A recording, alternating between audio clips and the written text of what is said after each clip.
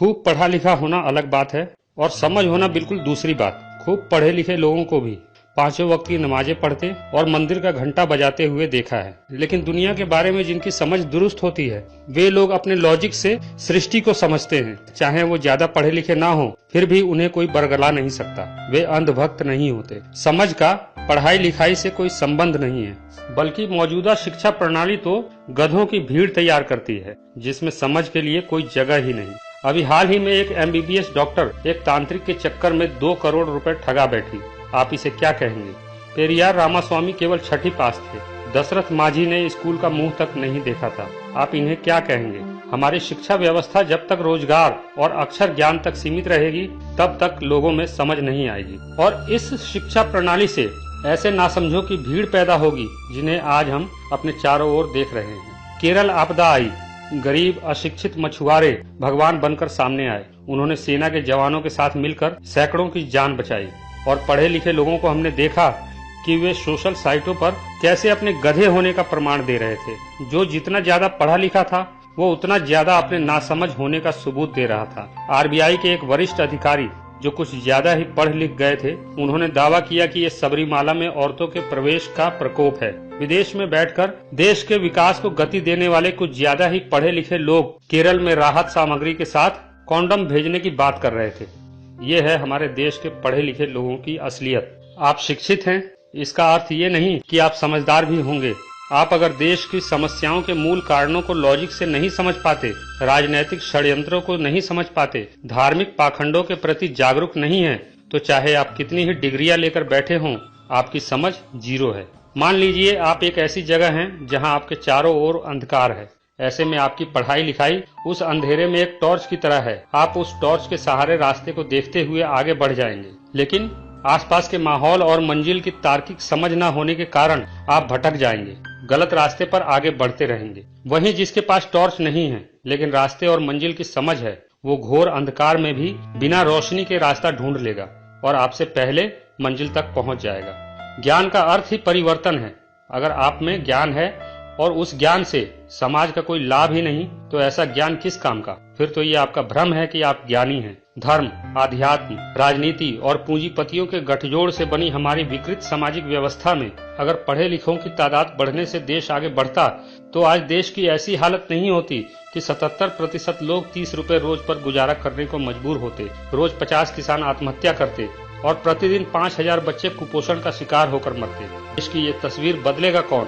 अगर आप राजनीति से देश के उद्धार का ख्वाब देखते हैं तो आप कुछ ज्यादा ही पढ़ लिख गए हैं, क्योंकि ये संभव ही नहीं है। किसी भी राजनेता अथवा राजनीतिक दल के मैनिफेस्टो में देश का उद्धार है ही नहीं, बल्कि सभी देश का विकास चाहते हैं और विकास का झुंझुना बजाते बजाते 70 साल बीत गए, फिर भी देश विकसित नहीं हो पाया। इसके कारण को समझिए। लोकतंत्र में 2 ही चीजें हैं, एक लोक, दूसरा तंत्र। तंत्र बनता है लोक से, यानी कि लोगों से। तो जैसी जनता वैसी प्रजा। फिर तंत्र लोगों को वैसा ही रहने देती है जैसा कि वो है, यानी जैसा राजा वैसी प्रजा। लोगों की गलत अवधारणाओं पर आधारित मान्यताओं को तंत्र और मजबूत करता है और फिर ये सभी अवधारणाएं तंत्र का हिस्सा बन जाती हैं। इससे होता यह है कि लोग हमेशा भ्रम में रहते हैं कि उसका उद्धार उसका धर्म करेगा, उसका उद्धार उसका भगवान करेगा, और इस तरह तंत्र अपनी जिम्मेदारियों से पूरी तरह मुक्त होकर उन्मुक्त हो जाता है, उद्दंड हो जाता है। फिर उसे एक ही काम होता है, लोग यानी लोगों को हमेशा भ्रमित रखना। हमारे देश की सबसे बड़ी समस्या हमारी बदहाली, गरीबी नहीं है, बल्कि सबसे बड़ी समस्या तो ये है कि यहाँ पढ़े लिखे लोग समझदार नहीं हैं। आज देश में एक बेहद बड़ी आबादी पढ़े लिखे लोगों की है और विडंबना देखिए कि जो पढ़े लिखे हैं उनमें देश की समस्याओं को हल करने की समझ ही नहीं है, और जिन्हें समझ है उनके पास संसाधन नहीं है। जिसे रास्ते की समझ है उसके पास टॉर्च नहीं है, और जिसके पास टॉर्च है उसे रास्ते की समझ ही नहीं है। किसी भी विकसित देश का इतिहास उठाकर देख लीजिए, वहाँ भी हमारे देश की तरह ही बदहाली थी, लेकिन वहाँ के पढ़े लिखे लोग समझदार थे। उन्होंने अपने ज्ञान से, अपनी समझदारी से अपने देश की हर समस्या को समझा और उन्हें दूर किया। आज इन देशों के धार्मिक स्थलों में मकड़ी के जाले लग चुके हैं, क्योंकि वहाँ लोग समझदार हैं। उन्हें पता है कि धर्म का इतिहास कितना कुरूप रहा है। धर्म ने दुनिया को सिवा बर्बादी के कुछ नहीं दिया, लेकिन इसके उलट हम पढ़ लिख कर भी धर्म में अपना भविष्य तलाश कर रहे हैं। यही हमारी सबसे बड़ी मूर्खता है। भारत जैसे देश में जहाँ 77% आबादी को 2 जून की रोटी के लिए संघर्ष करना पड़ता है। देश में 20 करोड़ लोग नालों और फुटपाथों पर जिंदगी गुजारने को मजबूर हैं और इतने ही लोग सड़ांध भरी झुग्गियों में जीने को मजबूर हैं। दूसरी ओर धार्मिक संस्थानों के पास इतना धन इकट्ठा है जिससे देश की सभी समस्याएं एक झटके में दूर हो सकती हैं। देश को दोबारा सोने की चिड़िया बनाया जा सकता है। करोड़ों मंदिर, मस्जिद, मजार, धाम, गुरुद्वारा, चर्च और मदरसे देश पर बोझ नहीं तो क्या है। धर्म और ईश्वर के नाम पर खड़े किए गए इस आडंबर से देश का क्या भला हुआ है या हो रहा है।